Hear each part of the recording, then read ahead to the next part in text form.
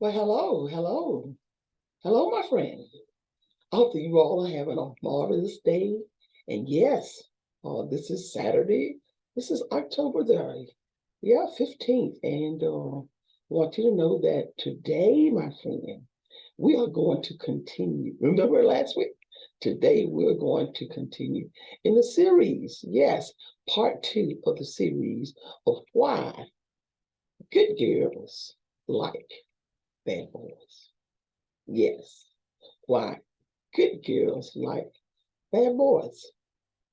Well, but today, my friend, we are going to we're going to move on to part two. That is the name of the series, the Good Boys, Bad Girls. But today, we're going to move on to part two of that series. And part two today, my friend, yes, part two today is why, get this, bad girls. Yes, we're being fair about the issue. Why bad girls like good boys. How about that? Yes, why bad girls like good boys. Have you ever thought about that? Well, I do want to say welcome to the Elevator Talk Show. And I am your talk show host. Yes, bringing you issues of the heart. That's an issue of the heart. And the issues of the heart just simply means those issues that are not, that's not talked about. Yes, these are things that individuals carry in their heart, and perhaps they need to have a conversation. So that's why we're here on the Ever Better Talk Show. And it is important, my friend, to know that the issues of the heart for the young and for the wise. It's important for us to remember, don't you agree, that all young folks are not irresponsible. Absolutely not. Hey, but at the same time, my friend, not all adults are wise. It is only and only when we submit our will for God's will that He will grant us a victorious life. How about that? You know, it's true. And the life that we live is not just for us, but our entire household. Yes, for our children, our spouses, extended families, our neighbors, communities, even our nation. Let's examine today how our relationship choices affects the outcome of our success. Are you with me on this? Well, I want you to know that, again, this week, part two show is why bad girls like good boys. Seriously now, I have pondered developing this show for some time. It is not my intention. Hear my heart in this. It's not my intention to left wing anyone. But just recently, my friends, I was talking to a group of teenagers concerning relationships. And wow, as always, they startled me. Adults should always remember the rule for talking to teens. And that is, my friend, if you don't want to hear their truth, the real talk, don't ask them. So they're going to tell you. If you ask them, they're going to tell you. Oh, yes. Part two. Why bad girls like good boys. Are you sharing this post right now with your friends? Can I get you to go on and do that? I know it's maybe not late night, but it is a relaxing time. So I'm hoping that you all are in a relaxing position, posture, and just go on and share it. Instead of watching a movie now, you can watch that movie later. Share some good information with your friends. They'll thank you for it. Because, like I said, this is an issue of the heart. And issues of the heart are spoken of, I want to say almost secretly, but most of the time it remains silent. So it's going to be to everyone's best interest that we have this share of the heart conversation to the issues of the heart. Okay, can we do that?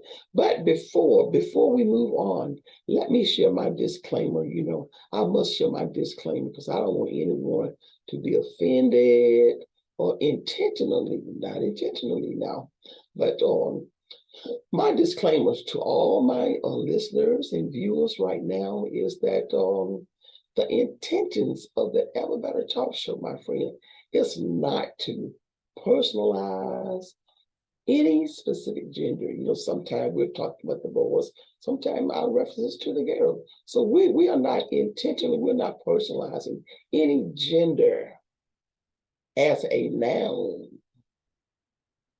but relatively as an adjective. And that earmarks and describes the character, the motivation, the inspiration, and the human needs of individuals, not the person itself.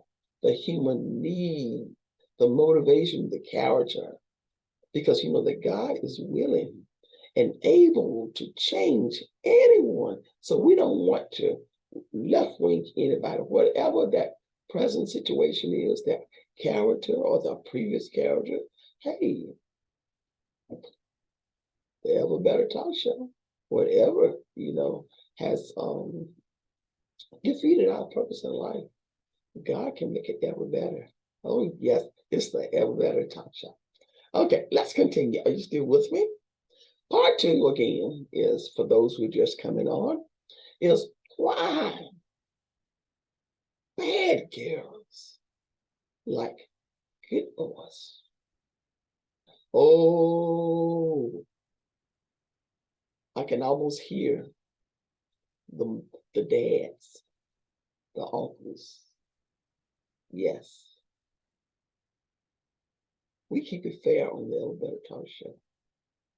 And the reality is that, yes, girls have issues just like guys have issues. But we want to make it right because we're not looking at our present situation. We're projecting our family and our children. So that's why we've got to have these kind of discussions. Okay? So you all do realize that these characters, the bad girl, the bad boy, the good girls, this is not a 2022 issue. No. The enemy, who is the devil, has been using sex and wine to destroy good boys and good girls since the beginning of time. Oh, yes. Back in Noah's Ark days, you know, Noah, you know,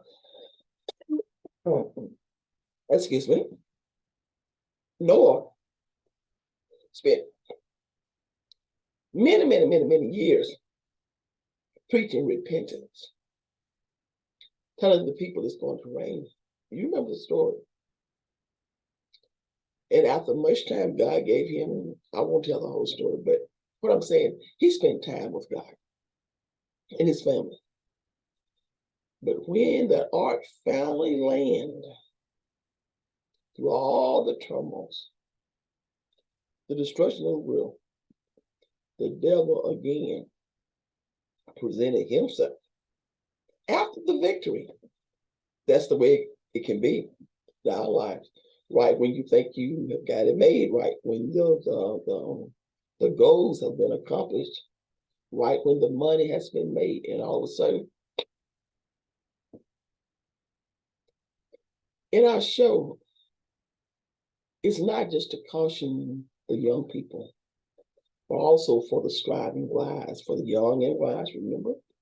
And that is, we are never at a stage where we can become carefree to say we have got it made. Humility is important because we could be up today and down tomorrow. But I want you to know again, the enemy, the devil, still uses sex and wine. And that has defeated the best of them, of the well accomplished. Let's continue. But I want you to know that, just to, and we won't spend time developing these stories, but I am going to give you a reference where you may go and read the chapters in your own private time to just remind you whether or not you are a Bible scholar or whether or not you've never read the Bible before in your life. Just go to these chapters, these books in chapter, and you can read it for yourself because in Genesis, the 24th chapter, we really can't just find anybody that's more closer to God than Abraham. And that's to all the parents and those who were diligently seeking the Lord, and you are just trying your very best to rear your children to your very best ability, and you've done all that you need to do. And we all know from this show is that sometimes the personality in front of the parents and the personality at home and the personality at school, at church, they're totally different from what the personality is for our young people at school or in any public place when they are away from their foundational supervisors. Okay, so we're not carefree. No one is no one is untouchable.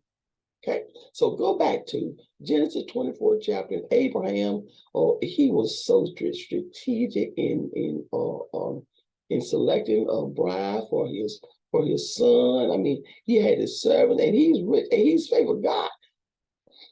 God believed Abraham. Abraham was number one. But go back and read it in Genesis 24, and there you will be able to read for yourself that good girl who was, just from reading the scripture, I fell in love with her myself. And not that she's a bad person, but there was some stiff choices. In other words, Abraham's son, he had to deal with some hidden issues, some hidden spirit. And that's why we need the Lord, because we cannot see everything up front. That's a hallelujah moment all by itself. As parents, we must seek the Lord. And as children, we must be obedient, because every time, not one time, but every time, there are hidden issues that we don't see and hidden issues that we do not realize. Okay, so Genesis 24 chapter, go back and read about Abraham and his struggle and plans and faith for the marriage of his son. Well, you do want to read that. It's better than any TV show you want to watch. Okay, then go on to Judges. Judges, that's a book in the Bible, that Judges, for our beginners here. And that's chapter 13. Oh, Samson and Delilah. I'm telling you, that wine was working, the stroking of the head. She wanted to get his secrets. Read that chapter. It will tell you how he was consumed. Yeah, his whole plans. These are victorious men. But don't stop there. Genesis 24 chapter, Judges 13 chapter. Hey, you all stay with me because I'm going somewhere with this. I just want to give you a little preliminary information so you can go back and read it for yourself. And again, I just want you to understand that this is not a 2022 issues. And all of our youth directors and all of our pastors and parents, you need to go back and revisit this yourself, as well as with your young teenagers and your preteens. Because so many times when we're talking to our teens and the way we come off to them, they feel that we make them feel like sometimes it's that they're the one, the problem started with them. Oh, no. And that's the most critical part for working with youth. And that is to come real with them, help them to understand that where they are is a human issue. It's not a personality. It's not them as an individual. Then their spirits are able to understand and to open up and be more receptive to the help, and especially to the Lord, because again, the hidden issues. Okay, let's go with Joseph then. Joseph. Joseph. Oh, I love Joseph. All of these are young men, fine young men. Do you know any fine young men in your family? Fine young men in your congregation? You know that even when they were born, you can look at them and say, "Oh, that young man is going to be something. God's going to use that young man. Oh, he's going to be a leader. He's going to be an administrator." They just got the right personality. Yes, I want you to understand the devil. The Bible said his job is to steal, kill, and destroy. And again, we talk about the hidden issues. Joseph, in Genesis 39 chapter, I've got to move on. Go back and read it. But Joseph has a very descriptive readings in the chapter concerning how he was approached by an older woman. So it's not just the young girl, the bad girl being the young girl, or the bad girl who's looking to take advantage of the good boy. There are some older women too. And our fathers and our uncles and all the leadership have to educate our young boys because they are setting nuts for their timid, vulnerable behavior. Okay, let's move on. But now, let's review right now. We're ready to get to the good stuff, okay? Because you want to hear what the teens have to say about this, okay? Adults, go back and read this, okay? So, right now, let's review the responses of live interviews that I had with a group of young people in their discussion with teens and young adults in describing a bad girl who is a bad girl and who is a bad girl who's a good boy. Okay, well, I see a little flicking here in my screen there, and we're not gonna worry about that. I hope you just hold it right where you are and retain the information. Yes, because the enemy doesn't want anything solid to go for. So just don't be distracted by that. If the video is not coming in very, very clear, just continue to make notes and make sure you hear the audio portion of it. But this is what they had to say concerning the bad girl. They said the bad girl is usually, this is responses coming from young people, they say that a bad girl usually is very attractive and very well kept. She's beautiful. She vocalizes her demands. She's pretty. And to the good guy, he is intrigued by her beauty. Okay? But she is so confident. So she vocalizes her demands. And she does not have discretionary emotions, meaning that, whether she is, hot tempered, she just say it like it is because she doesn't feel like she has to be vulnerable or nice. She's impatient. She demands the finer things in life, She make demands on things that gifts. She boldly asks for finances with deductible compensations. Yes, it's like if you do this, I'll do this. If you don't do this, I'm not going to do that. It's more like a bait and switch. I start off with a personality that is wonderful, and then later, favors digress, and it just gets to be a little head spinner for the nice guy who doesn't understand. But she's very aggressive, and she's not available. No. But she's intimate. With uncontrolled emotions, constant comparison. And this goes from the early teenager on to the adult, the adult later too. Violent, yeah, can be violent, disrespectful, does not care about his children if he has children. Selfish, very, very selfish. the bad girl wants it all for herself, discretionary intimacy, whether it's you know, not recommended, the promiscuous behavior as a teenager, but even on into adulthood, the, the disloyalty for intimacy or the conditions for which she feel that it should be granted, So she goes through it. It's really a form of sexual abuse too, But the bottom line, she's never satisfied, you know. She demeanors her partner privately and publicly, doesn't praise um, the partner at all, and attends very few events as a couple. You know, mostly she wants the light to be on her, and she goes alone and uses lots of profanity many times, or either a put downer. Okay.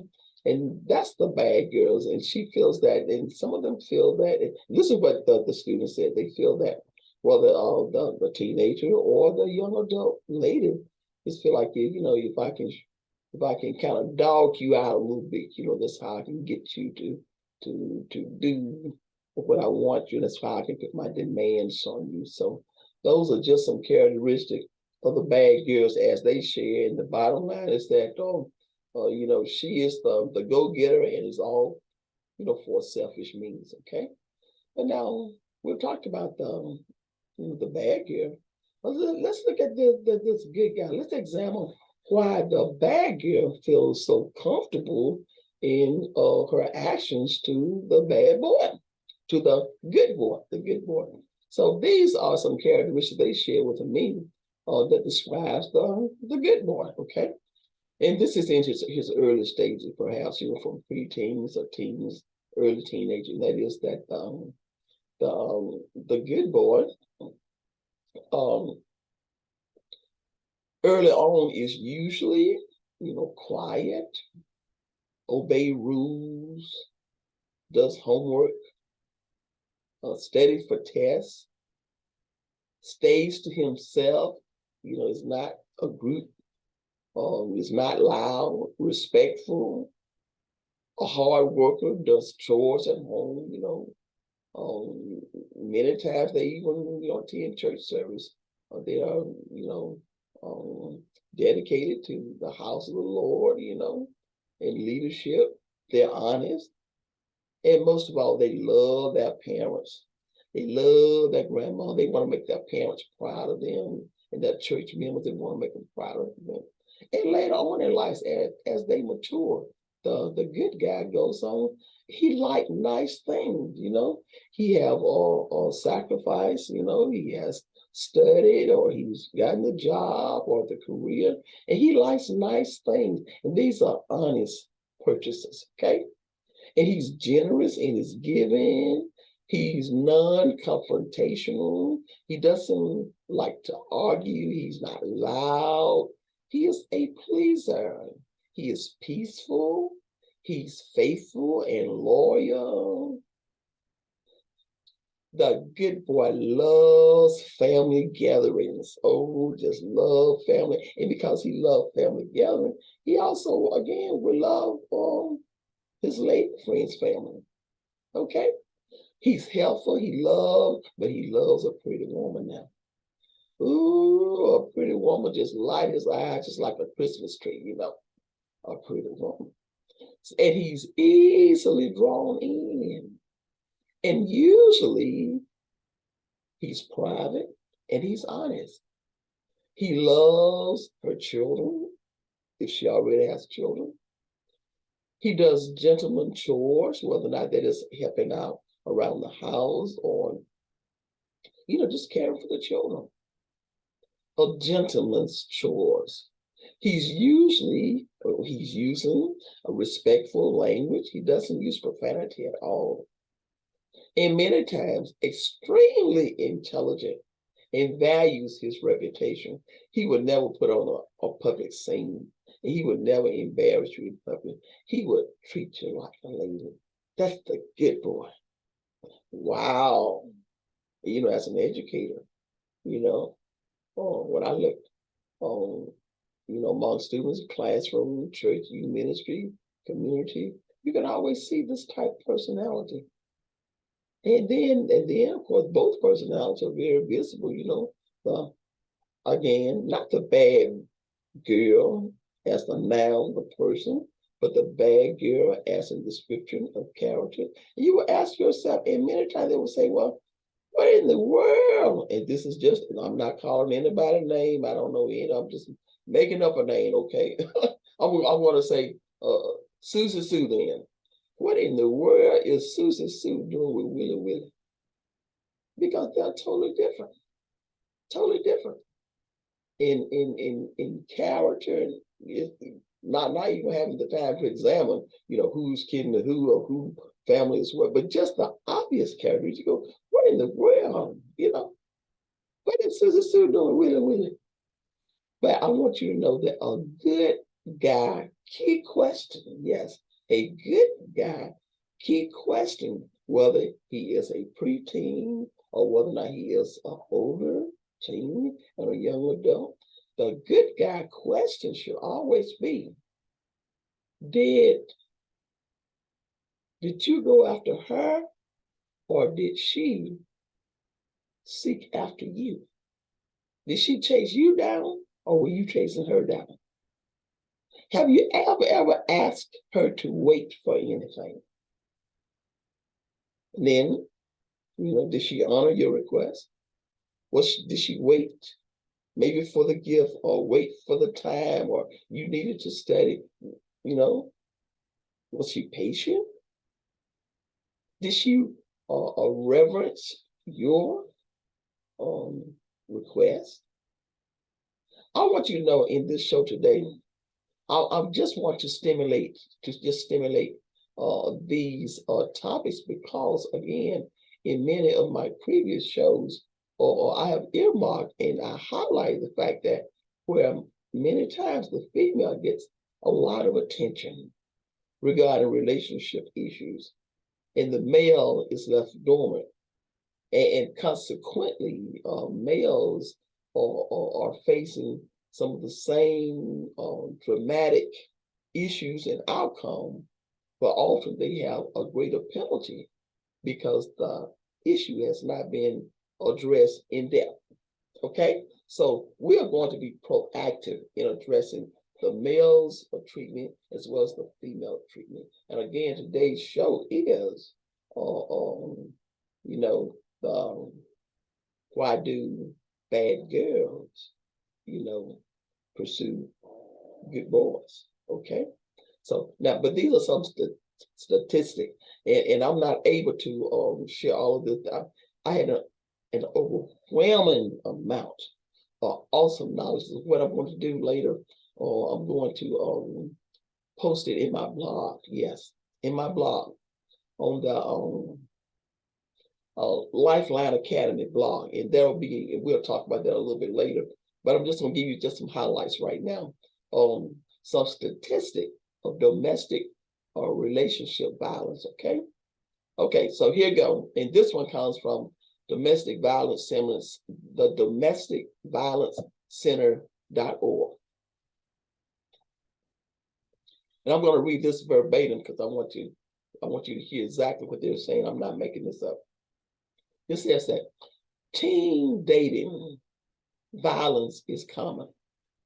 Data from the CDC, Youth Risk Behavior Survey, and the National Intimate Partner and Sexual Violence Surveys indicate that nearly 1 in 11 females and approximately 1 in 14 male high school students report having experienced physical dating violence in the last year. Next point, about 1 in 8 females and 1 in 26 male high school students report having experienced sexual dating violence in the last year. Then it says that 26% of women and 15% of men who were victim of contact sexual violence, physical violence, and or stalking by an intimate partner in their lifetime first experience these or other forms of violence by their partner before 18 years of age. 26% of women and 15% of men has been stalked. But it goes on to say this: teenage boys are just as vulnerable to abuse and dating violence. And this is what Laura Couture has to say. And this is coming from Your Teens magazine. And it reads like this: when boys first enter their teens, many are not ready for the intense attention that some girls begin to show them. We thought you might also want to know that abuse education could have prevented abusive relationships. Today's girl, are you listening, my friends? Today's girls are becoming empowered to respect themselves. Everything about the girls respecting themselves, and that's a good thing. But they're also learning to be assertive, to be confident, and even aggressive. But many boys are internalizing, let me say that again, and this is so true. Mothers, dads, youth leaders, men auxiliaries, many boys are internalizing a cultural and media message that boys should not be passive and defer to the opposite sex, even at the cost of their own self-esteem, self-respect, or safety. Additionally, my friend, girls are often 2 years or more ahead of boys in the onset of completion of puberty. So the girls are already more advanced to 2 years than the boys in puberty. But despite these vulnerabilities of teenage boys, parents still tend to be more proactive of their daughters than their sons. They are unlikely, let me repeat that again. Parents are unlikely to talk with their teenage boys about protecting themselves from dating and sexual violence. Oh, yes, my friend. Today, our show is why bad girls like good boys. Boys are victims of relationship violence. We talk about the good boy. We're not talking about the ones who are committing crime, the one who are vocal in the person and the groups, and that's why they put on this big, great, visible parade, like they are, the masculine lion, but the good guy, the quiet guy, boys are victims of relationship violence. And boys are just like girls. They all want to be accepted, The boys may not talk about it, but hey, the whole climate is like, who's got a boyfriend, who's got a girlfriend. So parents need to go back and rethink that. Our youth groups, go back and rethink that. Guys are not having an opportunity. The boys, the preteens, and the teens are not having an opportunity to discuss their feelings and to get positive encouragement.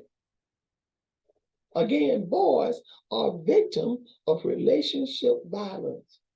A recent study by researchers from the University of British Columbia and Simon Fraser's university found that boys experience more violence in their relationship than girls. Interesting enough, 5.8% as opposed to 4.2% of girls. Of teenage boys who admitted to being physically harmed on purpose and not necessarily identified themselves as victims. The boys don't talk about this. They don't want to appear soft. Again, just like the girls, the fact that the young lady, approaches him, talks to him, spend time with him, he's so vulnerable because the need to fit in or the relationship. And sometimes the young guys, they get bullied just like vice versa with the girls. Some girls are just that demanding, and they're out there, and I've seen them, and I've corrected some. In July 2013, a study presented at the American Psychological Association annual meeting indicated that boys and girls suffer nearly equal amount of dating violence. Teen girls actually reported that they commit higher rates of dating violence than teen boys report. Oh my. In 1999, a study of 2,000 middle school age children ages 12 through 14 revealed that almost 64% of the girls were physically violent in their dating relationship. Parents, we need to have a discussion about this. The bad girl characteristic. If the guy is not approaching them or not being aggressive to them, or they become physical. Oh my. That versus that 43% of the boys. Other studies in the 2000s have found that boys and girls perpetrates both physical and emotional dating violence in equal numbers. I'll share a little bit more with you here. Parents may be further surprised to learn that when teens grow, this is very important. Are you listening? Let me go back and say this again.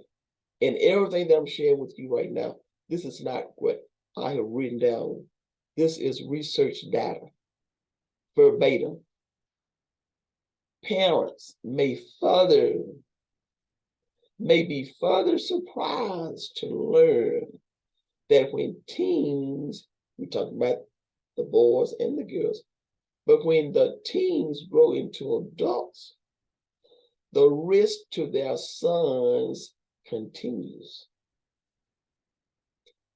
Approximately 300 randomized surveys-based studies from the 1975 to present have consistently found that men suffer slightly more domestic violence than women, with women consistently reporting that they initiate more violent incidents toward their male partners than the reverse.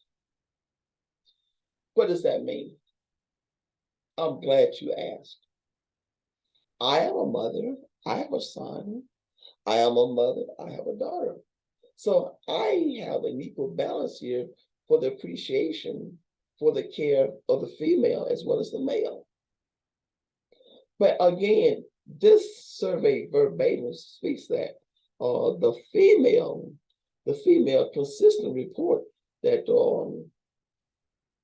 they reported the violence of what the male has done, but in fact, they were the one who initiated the issue.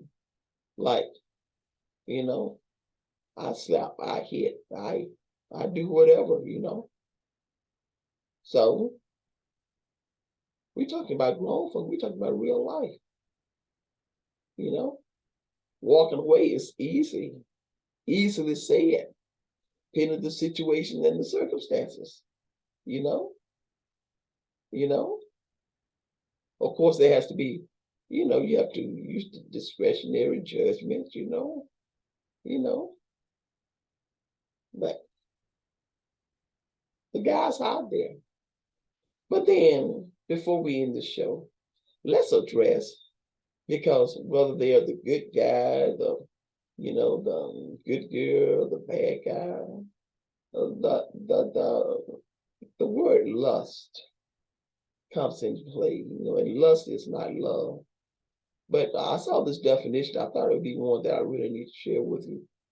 So the question is then, what are some consequences of lust? And lust is just, the initiation of the emotions, the emotions that activate a physical reaction of stimulation, and it could be part of love, but it is not love. So then, what are some consequences? It's best to let those sleepy dogs sleep as long as they can. But once you wake those sleepy dogs up, there are going to be some issues, okay? That's a grown folks statement. Okay, so then what are some consequences of lust? Okay. Lust, I'm reading to you the definition as I researched it verbatim. It said that lust turned people into liars. I mean, wow. That's why I had to share that. I had to share this. Lust turned people into liars, deceivers, and manipulators. Liars. I didn't do it. Amen. Deceiver, deception, the love thing, and manipulator, just like, let's go steady, don't plan on steady. So, with the proper education and training, young people are taught how to identify, and the characteristic of these line statement or these deceptive phrases that, in other words, or they're called traps. Yeah. How to identify those traps, Yeah. Yeah. So, but their actions toward others are based on the craving to get. Just like a junkie would do anything to get his fix. So someone steeps in lust will do anything to be self-gratified. Parents,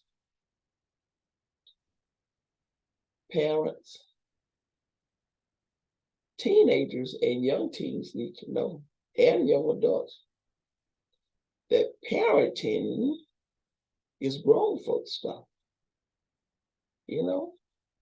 I hear many of them young people, they say, I'm a parent, I'm a father, I'm a mother.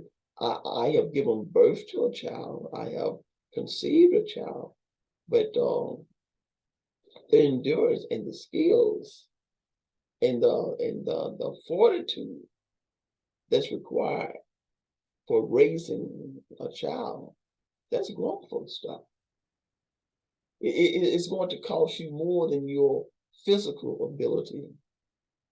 Your emotion has to be in a mature state. The hard reality is, my friend, society, with all that's going on in our world today, society cannot be blamed or held responsible and accountable for neglected foundational parenting. I will say that again. The hard reality is society cannot be blamed or held responsible and accountable for neglected foundational parenting. Again, parenting is grown folk stuff. And parenting parents the foundation for children. You know, you can't raise grown folks. Our world is drastically changing. Parents, educators, youth leaders, mentors must educate our children. We must teach our children, the males and the females, how to make positive adult decisions. Decisions that would not only define their present, but the decision to lend instructions and guidelines for a successful future. I want to thank you all for joining me tonight for our show, part 2. Why bad girls like good boys. And our focus right now is not on the bad girls. Our focus is on the uneducated, the unattended good boys. We need to make it a priority, parents, to nurture, to embrace our preteens. Frankly, even from birth, the little toddler boys, but especially during those preteens, we have to embrace them because everyone is seeking acceptance. They are seeking love because love is a need, it's not a want. And the bad girl can entrap the good guy just as well as the bad guy can entrap the good girl. And guess what? In both situations, if conception occurs, there's going to be a child who will be the least benefactor for a successful future. Well, I want you to know that I look forward to meeting with you again, probably the same time next week when we initiate part 3. It's going to be a powerful message. You don't want to miss that one. And part 3 will be, can the good girl, again, we won't spend a lot of time on it, but there are some pointers that really needs to be shared. Can the good girl mom, the good girl who's become a mom, she's been attracted to the bad boy. We're talking about the bad boy right now. And now there's a conception and she loves him, whether they stay together, they don't stay together. But the fact of the matter is that this child has to be raised, and most of the time, 95% of the time, that child's going to be with the mother, So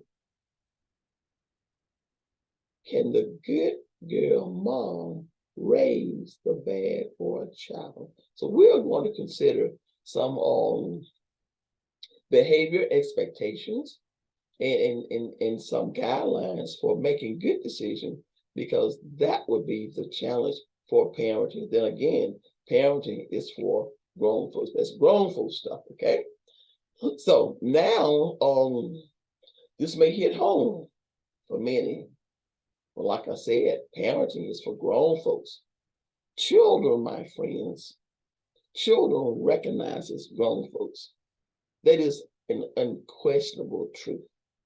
In everyday life, whether it's in church, school, home, community. In other words, children recognize when the adult is mature, is a mature parent.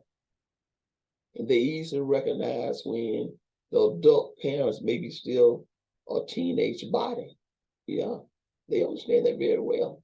But this show has been brought to you by a friend by Resolve 2010 LLC, a Christian education family service ministry for student intervention, parental engagement, teen parenting, and healthy adult relationships.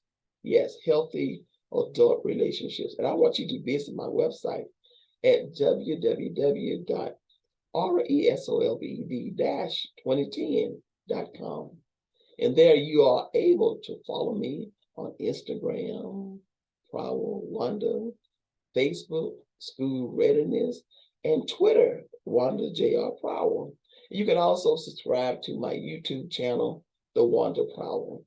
Today's show and forthcoming series will be continued in my LIFEline Academy blog. Yes, and that link is also posted on my website. But I want you to know that there you will be able to go to the homepage and connect with all the others, okay? But until then, I am Wanda J. Prowl, your Ever Better Talk Show host, educator, author, and minister, yes, who brought you, my friend, issues of the heart for the young and wise. I love you all. Thanks for tuning in. And look here, stay blessed and stay safe. And God bless you. Have a wonderful, wonderful weekend. Bye-bye. Later.